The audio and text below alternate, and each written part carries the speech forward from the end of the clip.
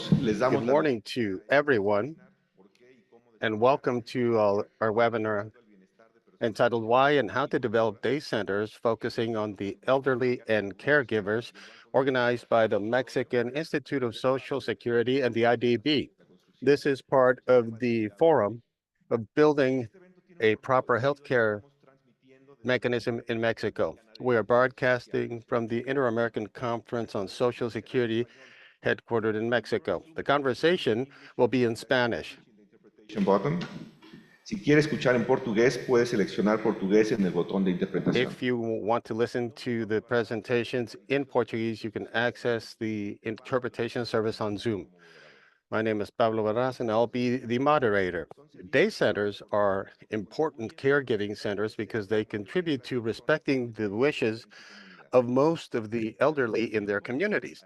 At the same time, they lighten the load for families, especially women who are usually tasked with providing the care.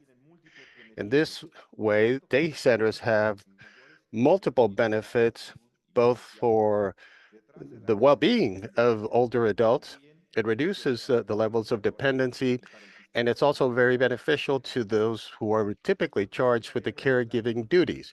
Today, we will be discussing the successful experience of a daycare pilot and one that specialized on dependent older adults. We will discuss some of the virtues of the day center, but also the challenges and their goals. We believe this example is relevant for all countries who are currently overhauling their mechanisms in providing better care for the elderly. And in Mexico, we are working on expanding and building an entire system that focuses on these issues. Now, we have Dr. Mauricio Hernandez Avila, Director of Social Services of the IMSS, and Dr. Emilia Chino, Director of Social Care for the Elderly, and she directs the day-to-day operation of that organization. One of the innovative aspects of this project is that it came up with a very different way of addressing these issues. So we will also have Dr. Guillermo Cejudo, who assessed all of these evaluations and will report on the results. Lastly, we will present a recent publication related to day centers, and we will have one of the authors, Maite Sancho, Director General of the Social Services Institute in Spain, and recognized as the UN as one of the 50 most influential leaders in care for the elderly. She will discuss best practices used by day centers in their region for the elderly, and she will present a guide or a manual that describes the step-by-step way in which you can bring about these services to the elderly in any center. Now, before we begin with the panel, let me just take care of a few housekeeping matters. We will have approximately 50 minutes of presentations. If we have any time left over, we will have a Q&A, and you can submit your questions or comments through the Q&A button on Zoom. Now, I'd like to start the panel by asking Maite, who was a key stakeholder along with Mario Hernandez, and ask her to share some of the experiences in Spain in the development and operation of this day center. Now, when we talk about the broader issues involved, what did this center mean to your people, and how did you manage to put it into place? Well, thank you very much. It's a real pleasure to be in front of so many different people from so many different countries in the Latin American and Caribbean region who are interested in the future. Because when we talk about care, we're talking about the future. And when we talk about day centers, we're talking even more about the future because we're talking about providing care within the community environment. And I think that's where the main importance lies with this, given that it's a key resource for society. I think most of the people that are present here today understand that what distinguishes the day center from other facilities is that this is a service that focuses on social and healthcare issues for the purpose of fulfilling the needs of the elderly. But in addition to that, it focuses on those people that require special attention. particularly those that find themselves in situations or circumstances of dependency. So that's why it's important for us to develop this type of resource in a way that we've already discussed in general way, but also if we can continue to start supporting this community environment with additional resources along with a proper response, then I could say that for the extent of their lives, these people will be able to access the services that they need. So I think that the role of the day center is key for society because in addition to the space where people can receive all the care that they need in their environment, it also has the role of allowing and facilitating caregivers, more than likely women, can also make a situation where they will create a better balance between work and their personal lives. I think that's all I had. Thank you very much, Maite. And I think it'll be very useful for our countries in the region to learn from Spain's experiences, such as we are doing now. Now I'd like to move on to Dr. Mauricio Hernandez and ask, why did the IMSS decide to develop this day center concept? Thank you, Pablo. I'd like to provide a little bit of context for this by discussing the population. When we arrived at the Mexican Institute of Social Security in 2019, we understood that we had a very broad responsibility. 3.2 million people who were retired.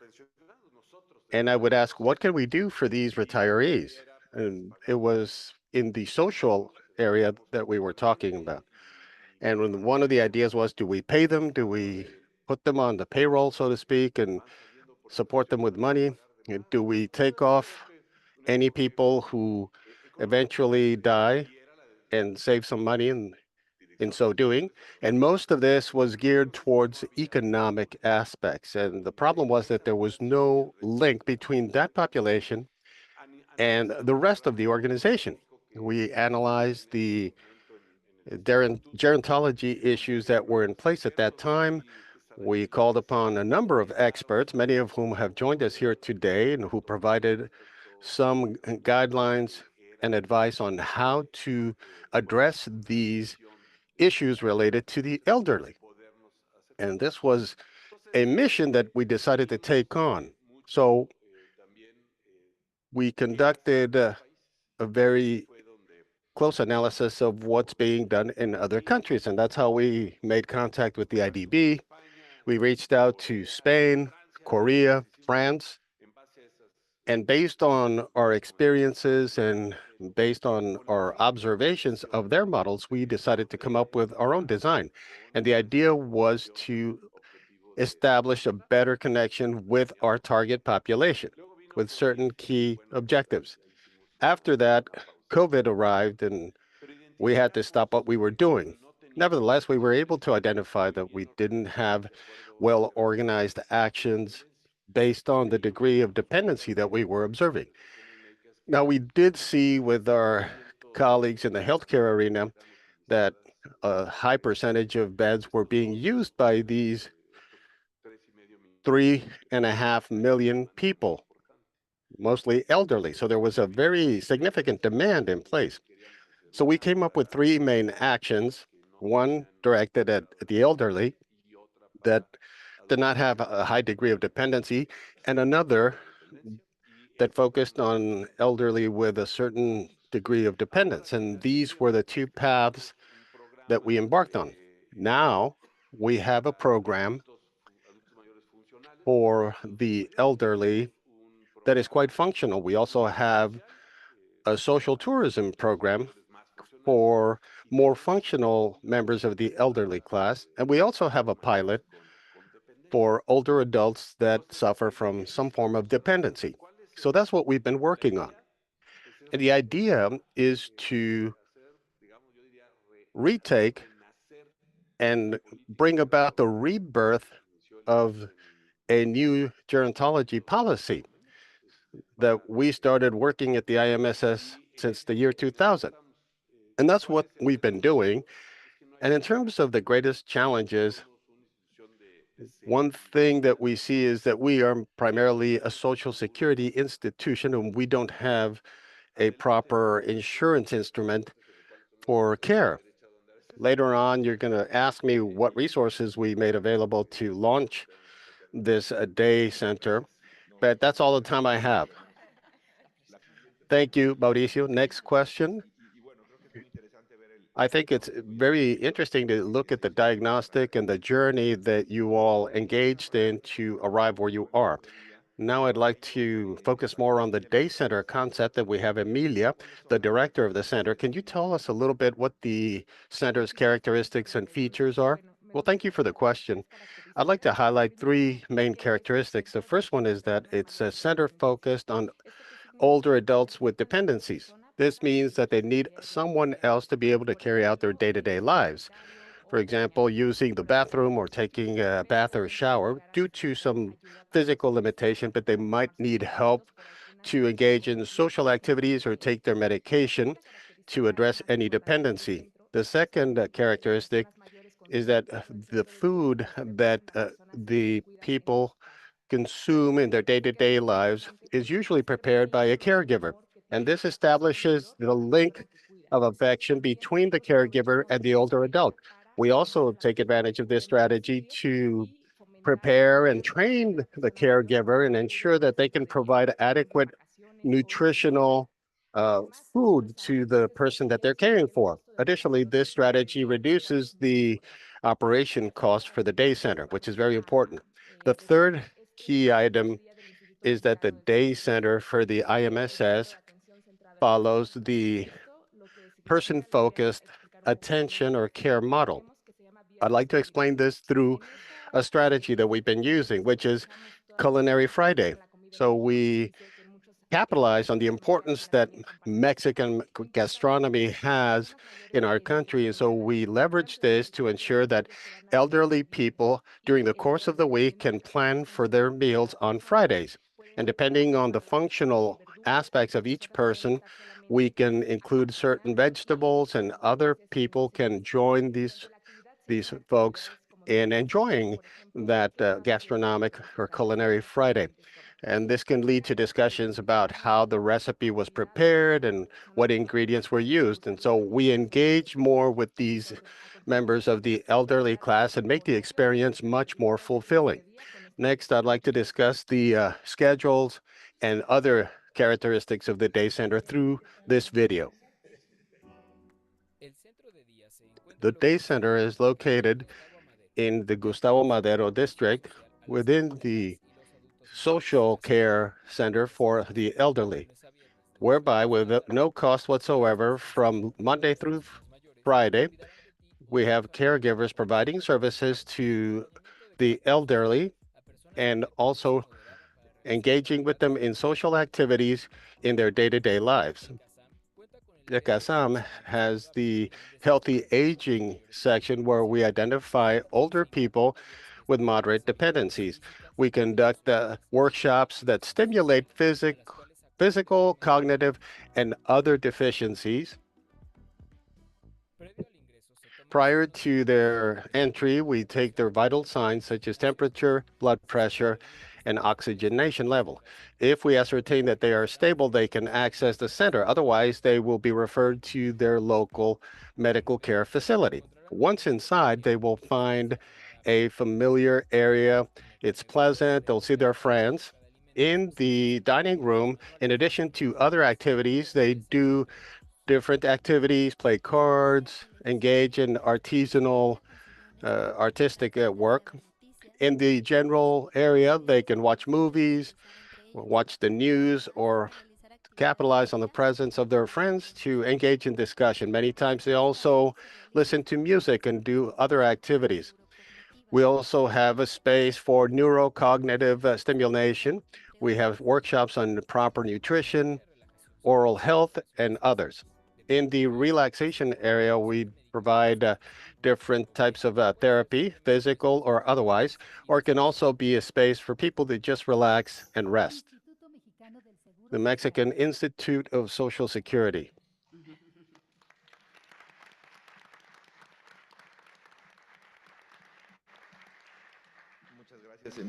Thank you very much, Emilia. And I did have the opportunity to visit the center. I didn't know that you had Culinary Fridays. Otherwise, I would have scheduled my visit in a more timely way.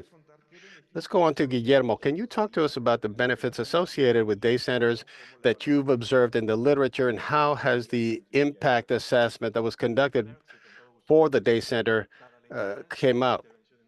Well, thank you. After our interventions, it's not surprising that the care provided in the long term by day centers, as well as their impact on the well-being of people, included a number of different methodologies as well as experimental approaches. There are some systematic issues that included the review of studies that have been done for many years on different methodologies. And these are studies that have studied the impact on the physical well-being as well as social and psychological well-being of the elderly, as well as the same characteristics for the caregivers themselves. We've seen that participating in day centers has led to an improvement in their quality of life and health. And it also helps mitigate certain key triggers such as stress levels and other levels of anxiety. Now, very few studies have focused on the caregivers themselves or on the perception that older people have with regard to the experience that they have at the center. But these findings need to be taken with a grain of salt. Most of these studies have been done in developed countries in different environments with different resources. And we understood in our review that we could not generalize these results to all other cases. There may be certain circumstances at a local level that can affect the results, and these could include physical and social characteristics, as well as those for the caregiving personnel. The structure in different countries, it may be very different, especially when it relates to the homes and how these people experience the effects that they derive from this caregiving that they received. And that's why the assessment of the day center, the impact assessment, did represent some important conclusions. The first is that, as Pablo stated, it was an assessment that broadly considered all of these aspects from the outset at the design phase. It was important for us to collect information that was scientifically based to try to understand the in-depth functionality of the day center. So all of this was considered as part of the design, and this led to a very rigorous assessment. In addition to the people that we were able to use, we surveyed a good number of people that we collected information from. And so we randomized the data, which offered a number of advantages for the results because we had two similar groups across all dimensions. And this allowed us to compare any finding that we discovered in the initial data collection phases, then could be adequately compared and weighed system-wide. So this was part of the design from the outset, thanks to the brilliant work of the CASAM team. So we were able to conduct the assessment for a longer period of time that is typically done for assessments of this type. So only 1/4 of the studies that we looked at were quasi-experimental, and the maximum term for these studies was no more than 12 months. So that is not to say that we didn't face some important challenges, but that was in essence what we did. Thank you. We will expect an updated report for the next forum that we conduct. Let me go back to Maite. Given that we've seen the experience that Emilia discussed about the implementation, what are the general recommendations that you issue based on the experience that you have to implement these day centers with older adults that have dependencies of some sort? And specifically, what have you done to improve the quality of these services? I'm sorry, Maite, you are muted. I'd like to make a comment about something that Marco mentioned regarding the structuring of the care models in different community environments, because it is there where the day center does acquire broader importance in terms of their daily interventions in people's lives, which invariably lead to benefits, and I would say few adverse impacts for the people that have access to those services. This falls in line with the idea that if we want to offer care in community environments, which is where people want to age, the much older people and the less older people, and the older they are, the more the desire to remain in their surroundings. And this doesn't have to be a very luxurious environment. People just want to be in familiar surroundings, especially when they are much older. Within this framework, it's important for us to understand and to incorporate into our designs, at least in our experience, a concept that we would refer to as the complementary aspect of what we do. This is a model based on local care ecosystems. And so for a very small physical space, we would have to come up with a more tailored definition and design for that space. And that is where a person could access a subset of services that could be provided there. And in that way, the day center can become, in addition to its typical day-to-day impact, it can also become a distribution center for other types of services or care. This could include in-home care, link between the healthcare environment with this space in a coordinated fashion. We can then provide better coordination, better care, and service provision to families. So I believe that this is essential for us to consider from the outset. And after such a wonderful experience, I would say that it was also very difficult for us to really carry out and analyze the experience related to that day center. And so it allowed us to see how people sino con un conjunto de atenciones formales e informales.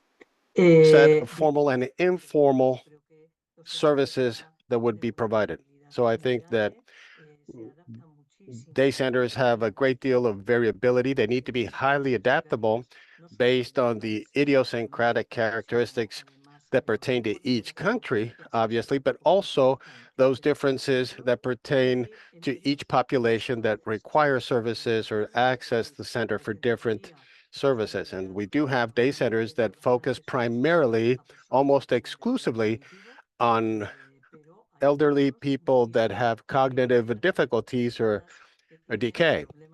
Other centers have primarily people that have mobility issues, that have trouble conducting their day-to-day lives. And again, we have cognitive, we have physical challenges. The variability of the population that we target for these services can also be quite extensive, and it's important for our day centers to be adaptable. If there is one thing that characterizes the focus that really centers on the person, which is absolutely fundamental, it's that we understand the wishes of the person and not so much that we have to organize our actions based on the tasks that we have defined. People are different, and therefore they require different tailored responses for the interventions that they receive. And this is very important because it requires that we engage in a cultural change in terms of how the caregiving professionals focus on the attention provided. And it's important for us to say this. This is not merely an issue that we can achieve within a certain time frame. Invariably, it will require that we change our mindsets and that we change the way we look at older people, as well as the caregiving staff that works with them on a day-to-day basis. So there's a lot of work to do in that sense. There's a document that reminds me of a phrase I like. Respecting the preferences of the elderly and their wishes to grow old in their home is the ethical imperative for all of the stakeholders involved, including government. Contributing to the design of day centers that should be scaled up is a policy option that will allow us to achieve the double objective of respecting the wishes of the people we care for and lighten the load for the caregivers that provide for them. Right now, I think that the tasks are very well focused and we're moving in the right direction.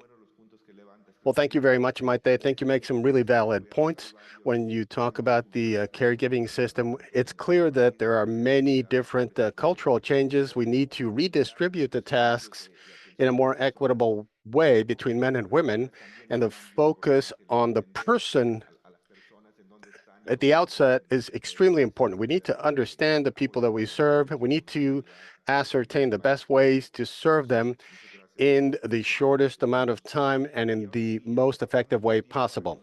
Now, Guillermo, we're going to move back to you to discuss the results of the assessment. Yes, thank you. I'd like to highlight that we're talking about the first impact assessment for a day center run by a public institution in Mexico. This is an assessment that, based on its quasi-experimental design, is a pioneer in terms of the effects of long-term caregiving for the elderly. It was a very challenging assessment. We had a small number of participants, so we don't have a huge data set. The IMSS contributed information and data related to those that were already in the center and others that were on the wait list.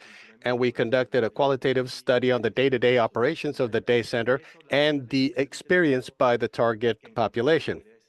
So we clearly did find statistical regularities, but we also looked at the causal elements behind these impacts, as well as the comments that we obtained through interviews with those people. When you read the impact assessment, you'll be able to see a number of the different key data points that we were able to collect. We worked on the base of a hypothesis on how to provide the best caregiving services.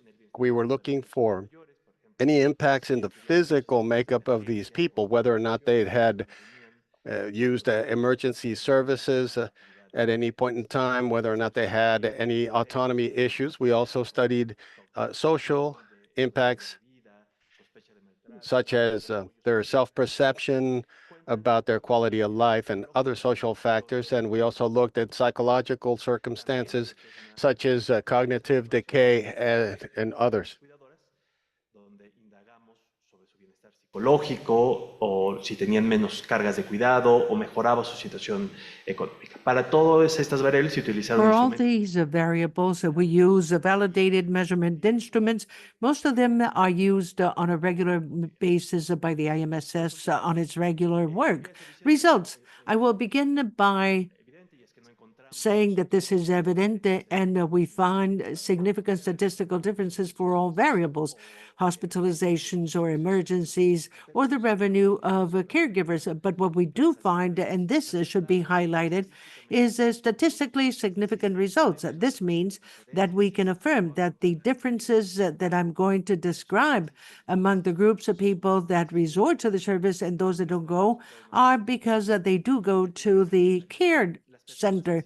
The first one is functionality. Those who go to the daycare have more functional operations than those who don't go. They're more exposed to performing these activities, basic instrumental activities of the daily life. So the daycare center has a service so that older people will simulate and will pretend how to light the oven, to change a light bulb. And these activities allow them to have them remember later on or to continue performing these activities at home. They're also effective in social support. Through their recurrent participation in the day center, they have greater social support because they interact with new people and they're exposed to stimulating activities such as cognitive stimulation activities to recall events of the past and even on outings, becoming acquainted with the environment. And this strengthens the relation outside of the center. People used to say that this was quite evident my wife and my mother, they're willing to interact with the people and they're not shy, and now they're open to acting, and now they do want to participate in conversation. There's a strong impact on quality of life, because after they go to the day center, they report better quality of life. And this is clear. There's a highlighting of their aspects of life through coexistence with other people, even their problems, talking about their disease or with other people. It allows them to know that they're not alone. There's someone else with a similar condition. And the same thing with the positive experiences. Regarding caregivers, the most important impact is on their subjective well-being. They report feeling better.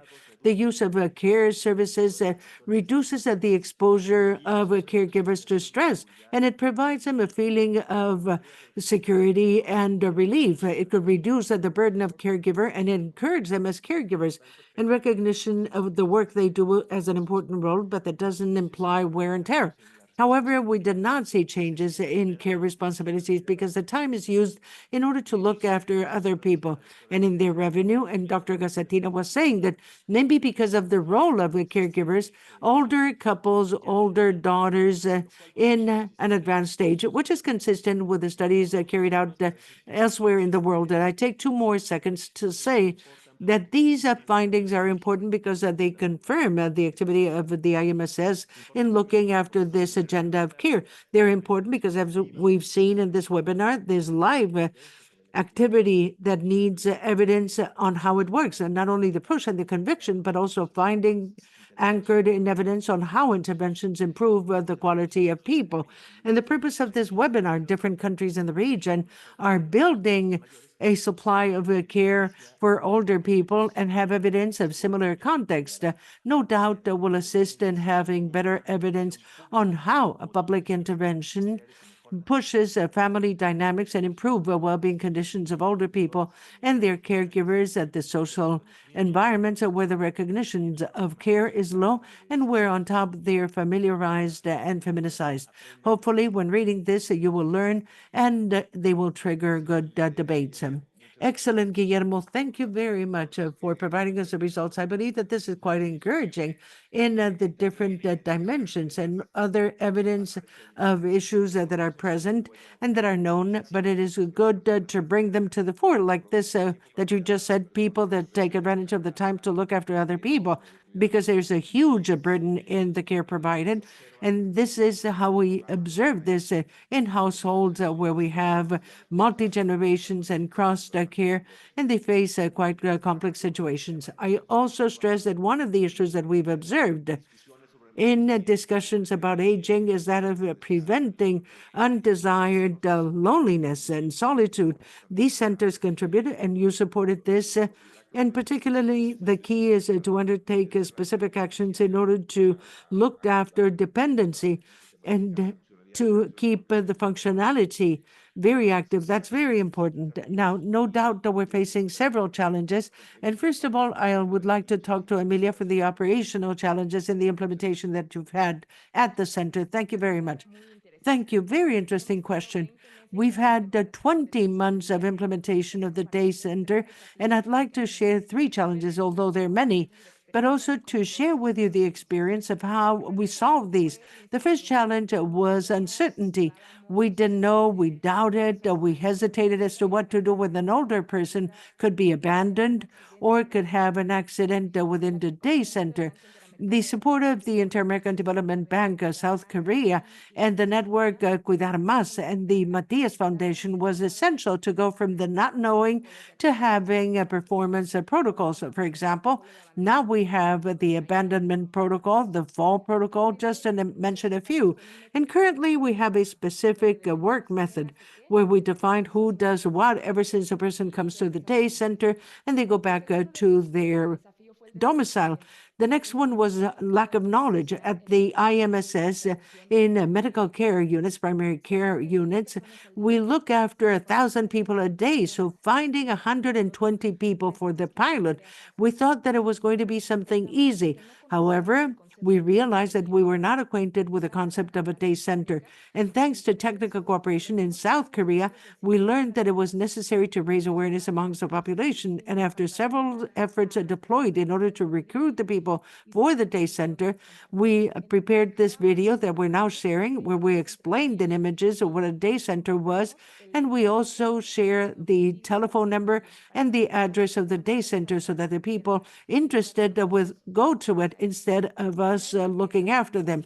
And finally, we learned that the most effective dissemination was the one that was mouth to mouth, when the users of the day center people shared with the others the benefits that they acquired when staying there.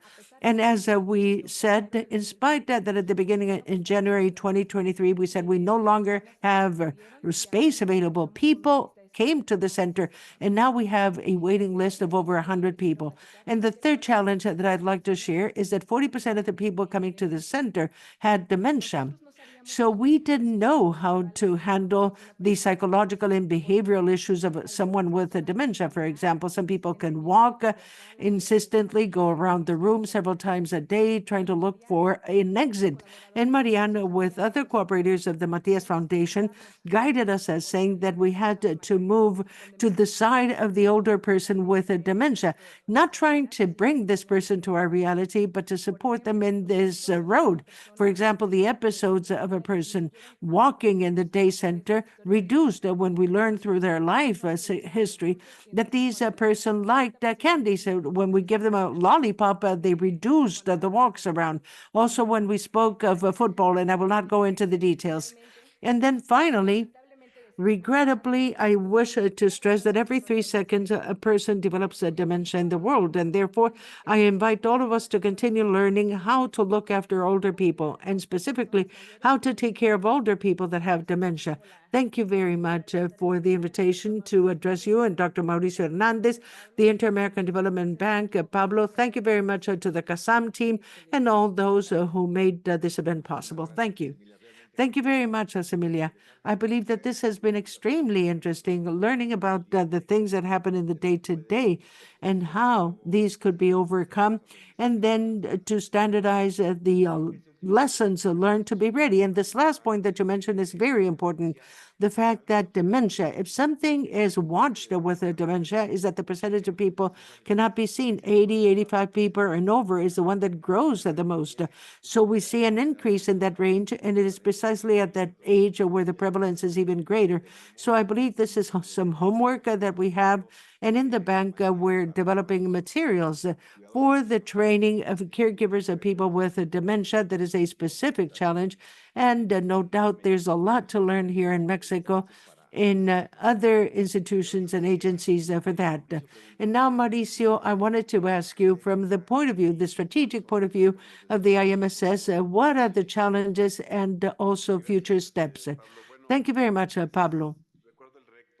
Let me remind you the challenge that I brought up during my first presentation. We already have over 1 million retirees during these 5 years, and we have 4.3 million older adults that do depend on this payroll that goes through the IMSS. And we have the responsibility of doing more for these people.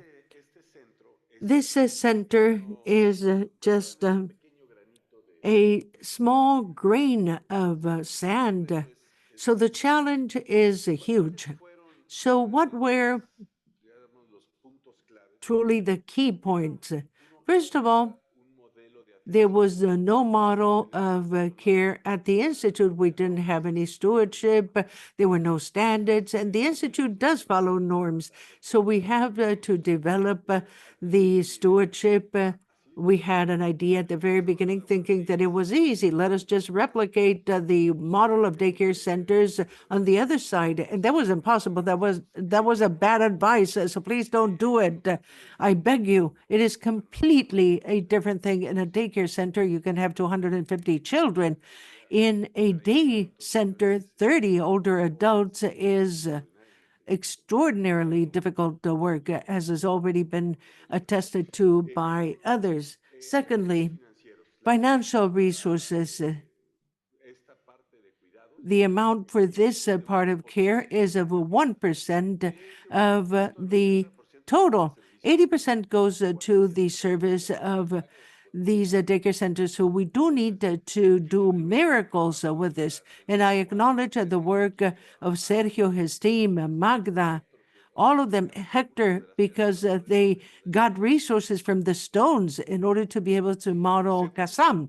Secondly, we do have the challenge of the human capital. And here we have our trade union leader, Mayeli. Thank you very much for coming today. There were no profiles. We did not have adequately trained people. We do not have the profile of caregivers at the Institute. Now we're working with the trade union. And I'd like your commitment, Nayeli, so when we come to the next review, we would already have the profiles. We worked with Carmen to improve on these profiles. But the human capital is truly a challenge. And the infrastructure, what about the infrastructure? We wanted to have a center to see how the floor was doing. Everything shines. It is fall-proof. And our colleagues in Spain of the foundation, no, but they said, no, damn it, no. What an older adult was is to go to the house of a friend, and that was a challenge. It has to become the home of a friend that you go and talk and chat, that you keep active, that this can be a place where they find affection, love, not a sterile system without anything, no materials, anything. So before the pressure of having inaugurated this, the entire team contributed with sofas, with frames. We went there to hang the frames. And so we turned this into a home of friends. So the infrastructure is also a challenge. We did not have a crane in order to move things around with the care that is needed and be able to move these people. We had to set up a heater so that we could offer good services. And these are different challenges, but they were complicated. So we do have to sit down and to do the piloting of the entire work. And I greatly appreciate Dr. Sejudo here, because what we wanted was to have an external evaluation. And this helps a lot, because when one assesses oneself, you are more generous with yourself. And so it is very difficult.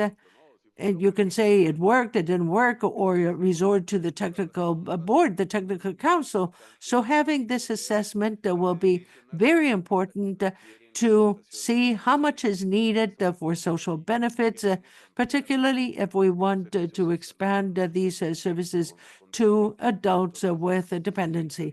So the structure in the insurance structure, and here we have our star legislator, Yvonne, is very important. It is extremely important that we measure this. They say that it is law in ISTE, but the law has to go hand in hand with the funding so that it can change and it can work. So these are the challenges quickly. And as an overview with the stewardship, but I'm sure that the whole team has anecdotes on how we moved forward with all of this. So thank you very much.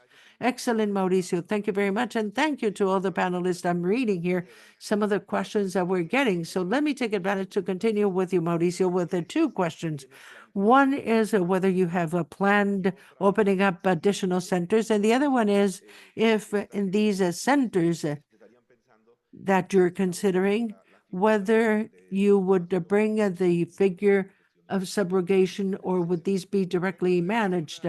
Well, this is a difficult question, because there's a lot of ideology behind it, because surrogacy or subrogation is not adequately interpreted. This would not be a surrogacy, because it would be a service that is provided by a third party following the rules of the Institute, as we have with the daycare centers, indirect provision of services.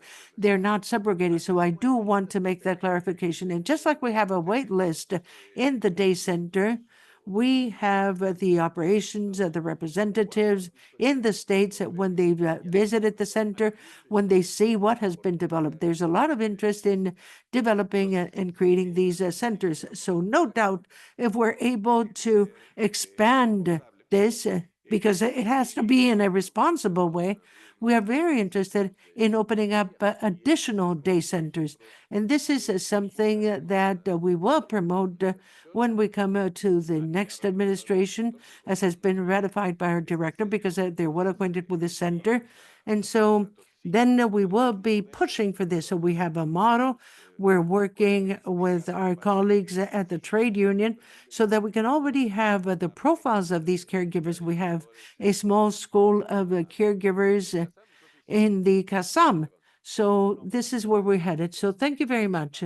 And I do want to stress how important it is that at the bank, many times we see pilots that remain as pilots, and partly this is the nature, but it is very good to be able to see that there's already a model.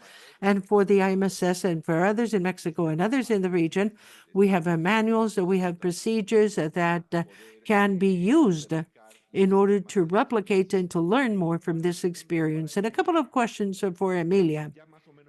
More or less, you told us what the process is, the selection process of the people that receive this.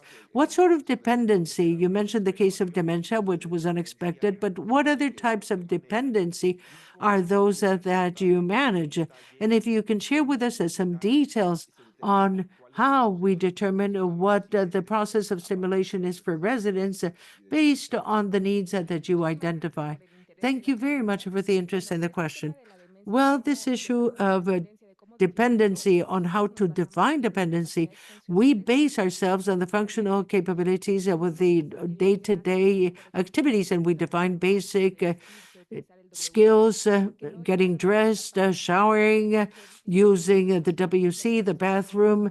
We have people who can't see because of a diabetes or retinopathy, and we have others that have osteoarthritis, and therefore it is very difficult for them to walk, and they need support in order to participate in these activities. And regarding taking medicines and carrying out financial activities, we realized that people with dementia were more limited in doing this by themselves. And therefore, our initial barème with the selection of people was with these two instruments, where we also define different criteria, which is those with a severe dependency. For example, if they use supplementary oxygen, they have dialysis, palliative care, or some other situations that constituted another challenge. So this is a way that we define people with dependency. And regarding the second question, how do you determine what are the activities? Yes, it is through the life plan, and through the life plan, we identify, as Maite was saying, what is what the person needs. For example, what was their life history. Sometimes they say, don't look at them as children because they don't want to do crossword puzzles or to color. And we discovered that in Mexico they do, because 90% of the people that came to the center had never played. And so they said this thing about washing dishes and cleaning, I can do that at home because I continue to do that, but I want to come and have fun. So we want to stress what we learned in that Latin America and the Caribbean, because we're different populations. This activity that I was describing, or cooking a Friday, they really enjoy the Friday when they cook. And there are teachers, they say, no, this is not the way that you make a dough. The dough has to be made like this. And with that plan, where we know the person, we can identify what sort of activity they want to perform. There's some others that will simply want to be at the table without really participating in the development of Mexican food. They just want to be there smiling, seeing how the activities are done. And I believe that this stresses the individuality of the residents or the users that are in the day center. Thank you very much. And one question for Maite, which is somewhat connected to this. We saw here some elements of the care model that is a people center. And Mauricio said, right, that it is going to the home of a friend, what the environment should be like. And this question comes from Colombia. What are key aspects in order to concentrate on saying, what is the first thing that you need on the list? And then you can call Emilia so that she can share with you the challenges. So please, Maite, go ahead. I believe that perhaps it would be good to take into account three different spheres of intervention in order to get that report. I would say that they go from easier to more complex. Easier is to develop homey environments, and even though it might seem to be complicated because we're so used to creating environments more of an institutional, health-based, with strong lights, they're not very warm and not very attractive. In the people-centered approach, this is very important. And since we have a lot of scientific evidence about the impact of the environment and the health of people, then I believe that it is good to get acquainted with it, adapt it to what the characteristics entails and what it means homey in each country, and in this case in Mexico. But this is the first one. It is a first indicator on a change. And the second one is the treatment, how we talk to people, how we take them into account, and how we show what their preferences are, their desires, their wishes, and show them how important they are for us. And we adapt the intervention plans to the characteristics of people. And the third one, in order of difficulty, is the change of organizations. This means the enforcement of the people-centered approach demands organizational change, going to more horizontal structures where everybody is at the center and where they have a role, an important role to play. There's no traditional separation of institutions where caregivers, be it men or women, are in a certain environment of continuous contact with people and very few capacity to decide, and more specialized technical teams that are quite separated from what is entailed in the daily life of these people. This is difficult and complex, but in fact, when we grant and we make sure that this is only one team with more horizontal participation and greater commitment by all professionals involved, that is going to work much better. I can assure that even though we've spent many years trying this out, attempting these with results that are limited. Let us not believe that this is a change that takes place overnight, because that is not the case. It is very difficult to change these roles. And therefore, we'd like to draw the attention of those who theoretically are specialized professionals. Let us hear from those that in the field of disabilities are called experts by experience, that is to say, people about themselves who know it all. Thank you. Thank you very much, Maite. I believe that these were very good three elements. And undoubtedly, this is an issue that takes time. It is quite a complex process. And also the third issue that you were mentioning, which is a change in organizations, which is a challenge to achieve the intersectoriality that exists. Just a couple more questions, one to Dr. Segundo.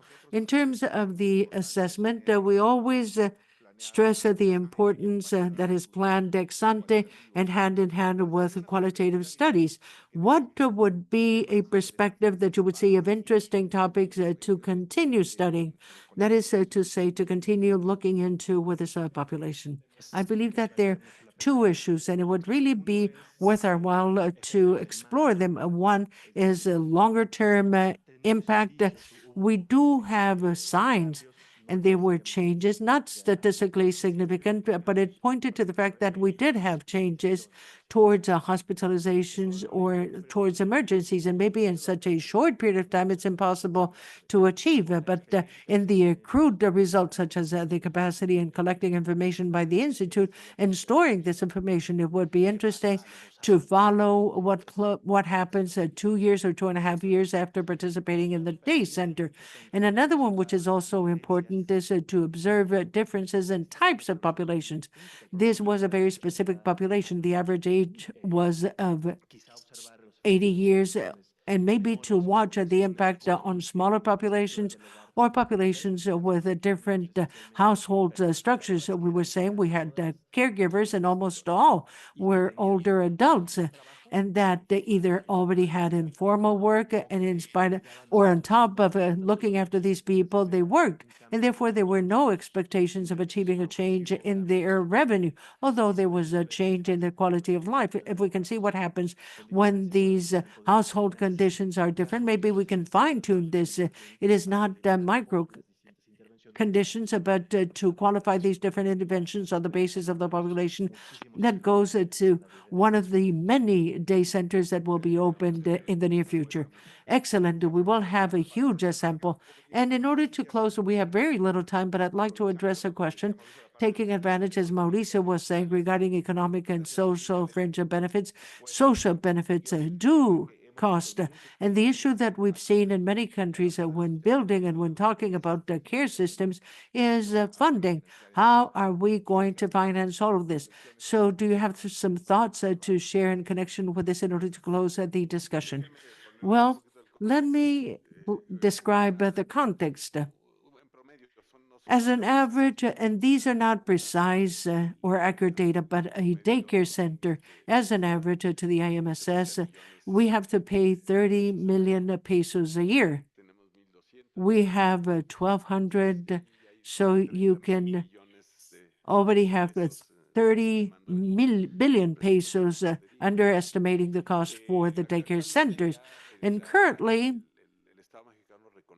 the Mexican state acknowledges a right to basic education, and an effort could be made so that the state could cover that contribution that is made by workers and by employers to this insurance, and to release that 0.8% of the total budget in order to begin raising the supply or the offer. This could be a legislative tranche, maybe, of a reform that could open up quickly a budgetary space.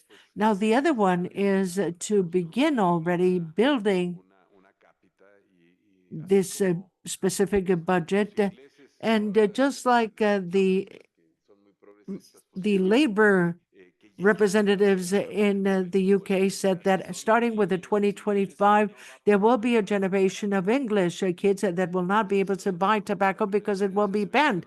This way, we'll have the first generation of Mexicans that are already contributing to this healthcare insurance. And maybe it takes 30 years, but if we don't start, then we will never achieve it. We'll never do it.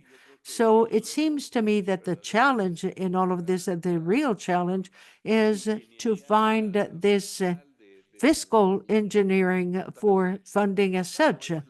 CASAR is not the answer. This is quite expensive. There are other models, such as the one that my colleagues saw in Korea, which is much more accessible. But it seems to me that without a clear budget for capitalization, it will be very difficult to think that we will make some progress. Excellent, Mauricio. Thank you very much. Thank you, Maite, Guillermo, Emilia, also for your participation today, and to the IMSS team for implementing this project, and to the IDB team. We've been with them. Thank you very much to all participants. I would also like to thank the Korean Fund to Reduce Poverty of the IDB and the National Health Security in South Korea for their technical and financial support in this project with the IMSS. Please remember that you can download the report that is in English and Spanish. You have the QR on the screen, and in a couple of days you will have access to the recording of the seminar and the presentation on the Panorama website on aging that you can find now in the chat. See you soon, and thank you very much.